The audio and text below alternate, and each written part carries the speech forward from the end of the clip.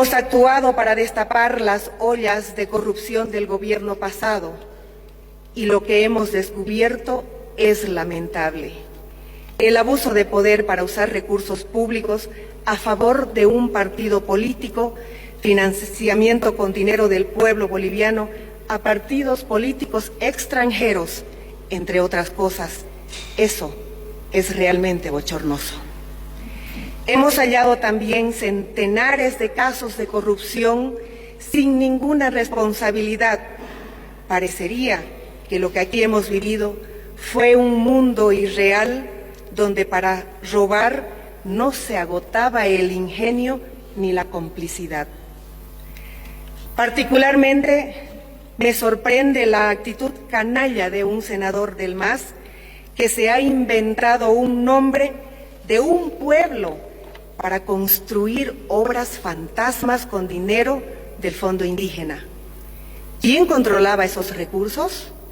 ¿A quién rendía cuentas ese senador?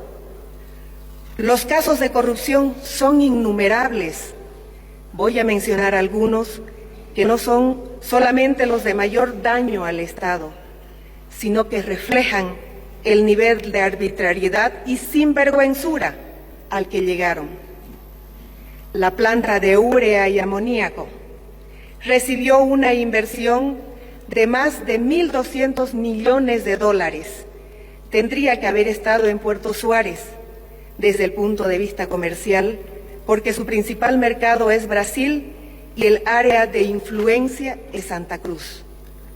Por una decisión política se aumentaron 800 kilómetros al proyecto y se lo traslada a Bulo Bulo y se provoca un enorme daño económico de los bolivianos, porque al tener que construir el tendido para el ferrocarril, el daño se incrementa por lo menos en 300 millones adicionales. La empresa nacional de telecomunicaciones, los ingresos de Entel se convirtieron en una especie de caja chica del movimiento al socialismo. Se produjo un daño económico al Estado de 1.700 millones de bolivianos durante la administración Morales. Se hizo una millonaria inversión en telecentros para llegar con Internet al área rural y solamente el 35% de esos centros funcionan esporádicamente y el restante 65% de esas obras no funcionan. El costo de Internet, que es el más caro y más lento en la región, también ha sido botín de guerra.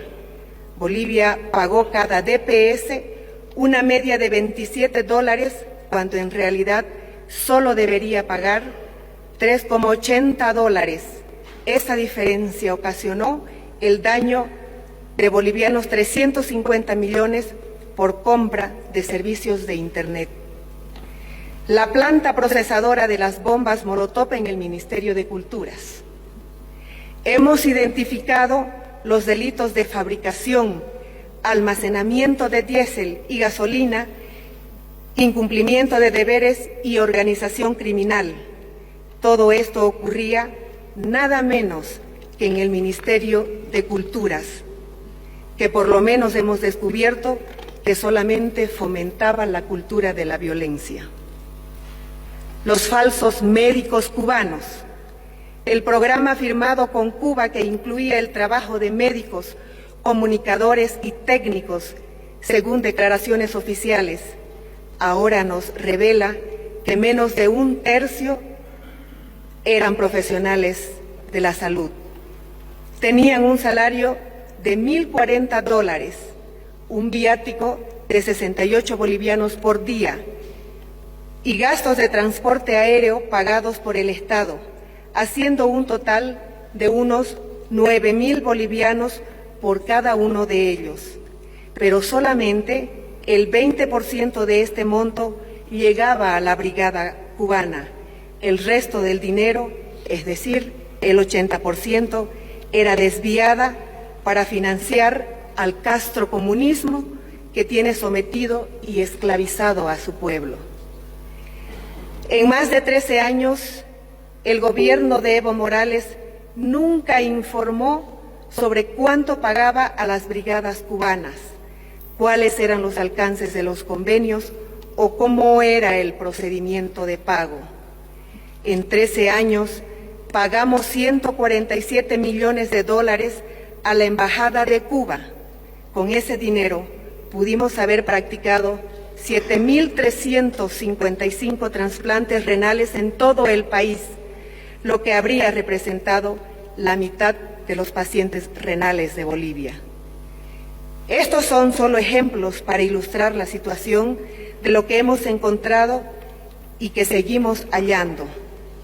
Y que quede claro a todos los bolivianos, no me tiembla la mano, ni me temblará la mano en proteger los recursos de aquellos que buscan usarlo para su enriquecimiento personal o ilegal.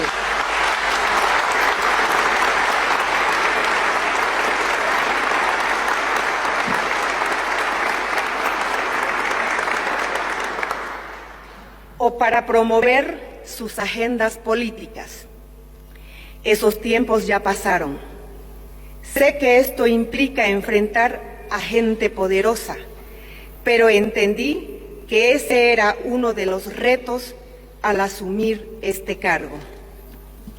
Aquí estamos para invertir en la salud, en la educación, en generar empleo que sea para nuestro pueblo, y así seguiremos haciéndolo.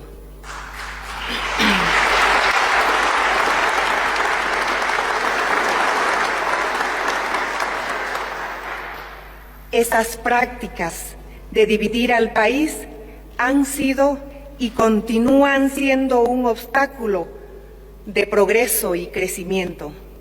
No podremos nunca alcanzar nuestra capacidad máxima si unos empujan para un lado y otros para el otro. Por eso este gobierno constitucional que presido se ha fijado 3 objetivos para unir al país: la pacificación, las medidas orientadas hacia la transición democrática y la gestión eficiente y honesta del aparato estatal.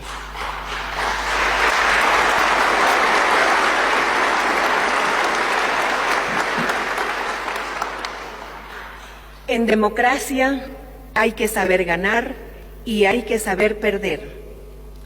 El pasado mes de octubre fuimos testigos, una vez más, de cómo alguien que no sabe perder buscó manipular el voto para perpetuarse en el poder, ejecutando el más grande engaño y fraude de la historia democrática de Bolivia. Evo Morales es el autor del fraude, y no solamente una vez, lo ha sido 2 veces. La primera, cuando se burló del 21F el año 2016, y la segunda, el 20 de octubre del año pasado. Por eso las nuevas elecciones son una prioridad. Hasta el momento decimos con orgullo que toda la responsabilidad que nos correspondía ya la hemos cumplido.